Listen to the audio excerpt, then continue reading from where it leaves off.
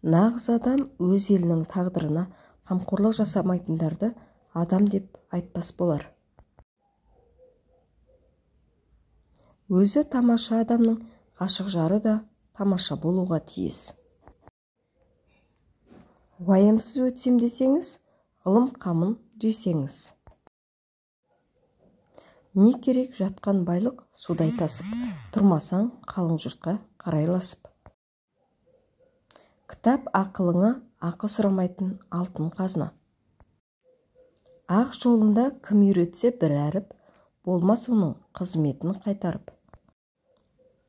Тәрбиенің бірінші шарты балаға жақсы есім таңдау.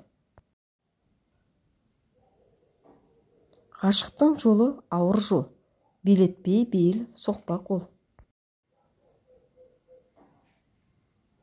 Кітап ақылына ақыл сұрамайтын алтын қазына. Жаланың жыланын да зәрі ұтты, зұлымның аждахадан да кәрі мықты. Жақсы адам өзінің жыртық тонымен де сыйлы, гүл өзінің жапырағымен сыйлы.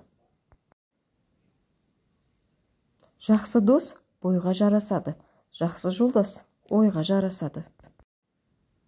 Білмегенді сұрап үйренген ғалым, арланып сұрамаған өзіне залым. Саулық тілесең көп жеме.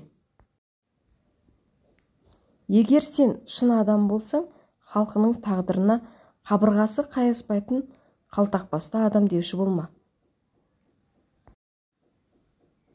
Өз халқының қамын жеп, қайрат қылмас кісіні атамаңыз адам деп ұқсаса да мүсіні. Опасызда ұят жоқ, ұятсызда опа жоқ. Адамдардың өмірі мен олардың ойы, мінез құлқы ақылға негізделу керек, ал оған бағынбау бақытсыздыққа әкеледі.